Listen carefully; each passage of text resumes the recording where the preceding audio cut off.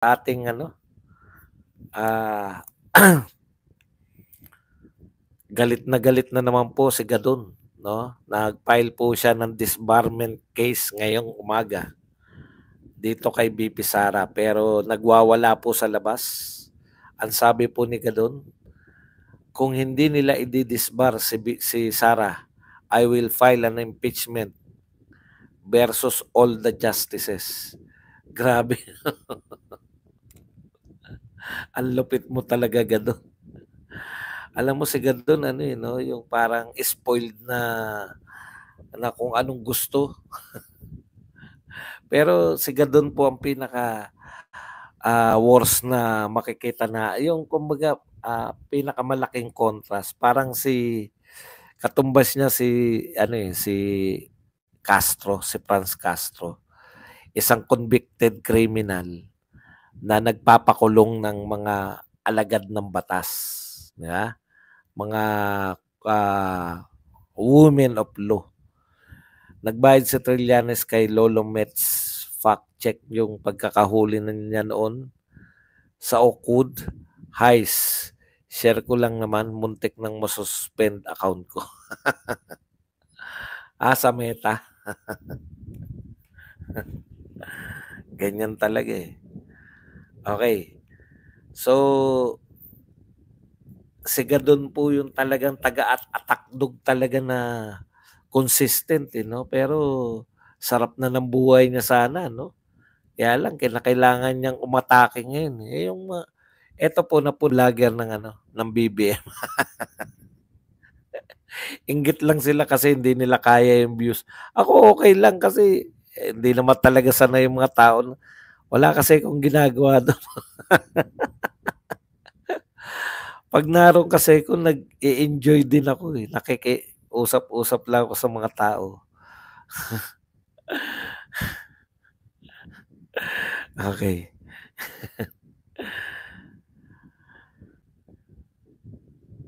May nagtanong po kanina sa press con ni BP Sara.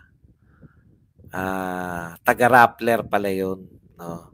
Kasi tinanong ano po masasabi nyo tungkol po sa, eto po, pakinggan natin, 1 minuto lang naman to. Sir Bonds Magsubol of Raptor pala po. He's asking for your reaction based on a BBM COA joint circular. OVP and DepEd po violated a rule on confidential funds that you allowed. Okay. So, nagtatanong yung isang reporter na meron pong taga-Rappler na reporter na nagsabi na binabiolate daw ng OBP. Ayon dun sa reporter ng Rappler, yung joint circular, etc. ng DBM at COA. Sabi ni BP Sara, sabi ni BP Sara, sino ba yun? Hindi ko kilala yan eh. Bakit ako magre-react? Di ba? Hindi ko naman kilala yan. Hindi, COA ba yan? Hindi naman COA yan eh. Yung pala, reporter lang ng Rappler. Ano ba? Ayan yung problema sa media eh, no? Tatanong mo yung sinabi ng Rappler. O kaya binutata sila ni BP Sara. Tignan niyo yung sagot ni BP Sara.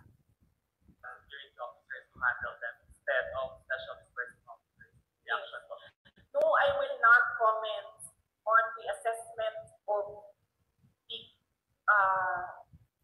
diba? No, I will not comment on the assessment. Kung ang nagsasabi lang kung sinong tao at hindi taga-COA, bakit magko-comment si BP Sara? Kahit nga congressman eh. Hindi naman sila COA. COA lang. Paulit-ulit na rito, COA lang ang pwede magsabi na may anomalya sa paggamit ng o yung dun. Kasi ngayon, yan na yung sinasabi nila eh, no? Yan na yung sinasabi nila na yung disbursement officer binigay sa security officer, may paglabag daw doon. Sino may sabi may paglabag? Confidential fund yung pinag-uusapan. Sino may sabi may paglabag? Yung pala reporter lang na Rappler. Bakit nga naman magko-comment? Ang talas po ni BP Sara ngayong mga panahon na to. abogadong-abogado po, gamit na gamit niya yung pagiging abogado niya. Meron lang akong natutuwa na nabanggit ni BP Sara. Hindi ko alam kung sinasarcastic niya si Tatay Digong o totohanan o natutuwa siya eh. Kasi imbis na daw suportahan siya, sabi daw sa kanya, kaya yan ni Inday Sara. Imbis daw na sabihin sa kanya ni PRD, kailangan mo ba ng mga abogado? Kailangan mo ba ng tulong? minsan di mo rin maintindihan si BP Sara. Pag aalokin ng tulong niya ng mga kapatid, sasabihin, kaya ko na to. Pag hindi nag-aalok ng tulong, sasabihin, no. Talaga si Grace po, last na to dapat na senador eh. Last termer na siya, di ba? Pag natin boto to, sabi niya, bakit daw hindi tinaasan ng Senado yung budget ng OBP? Ito ang sagot. Wala namang formal request ang OBP na taasan ng budget. Alam nyo, nagmumura ba? O, tama yun.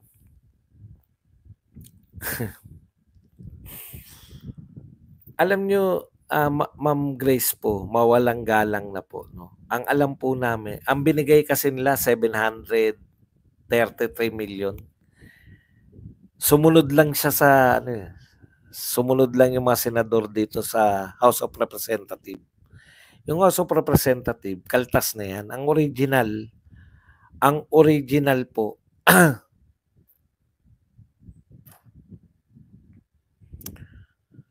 ay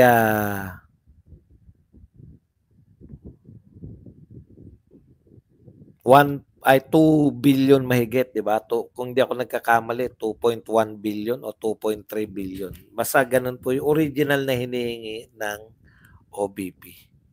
O bakit mo sasabihin na nung tinanong ka na ayon kay Grace po, ayan, no, walang formal na hiling ang opisina ni Vice President Sara Duterte na taasan ang budget ng Office of the Vice President.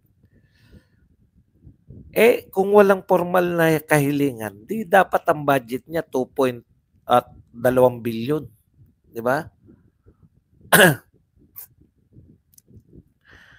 Kaya nga kung di naman po masama yung sinabi, paalala ko lang po sa mga kung kaya naman po natin, kung basta ganito po, kung di naman ako binabastos o minumura mga Duterte, okay lang. Pag mga paalala lang po sa ating mga, anong tawag dyan, sa ating mga moderator. Kung yan, mga bastos at wala na, pero kung magkaiba lang po tayo ng mga pananaw sa buhay, hayaan nyo lang po kasi marami kong nako-convert. Yan po, tiwala ko dyan Mga ilang pakinig lang, 2 linggo lang makinig yan, mako-convert ko na yan. Kasi pag bumalik yan dun, no? May nagpakape. Teka muna. Yan, na-jacketan ko na yan. Si ano. Okay, balik tayo dito kay Grace po. Anong klaseng katwiran yan? Wala naman daw formal request ang OBP na taas ang budget. Ang budget nga ng OBP hiningi, 2 billion. Ang binigay mo, 733. Anong sinasabi mong hindi nag-request ng budget? Hindi ko maintindihan utak na yan ni Grace po. Ang ibig mo sabihin, yung budget na galing, na kinaltasan ng House of Representatives, yun yung gusto mong humingi pa? Hindi nagmakaawa si BP Sara sa House of Representatives. Gusto mo sa'yo magmakaawa?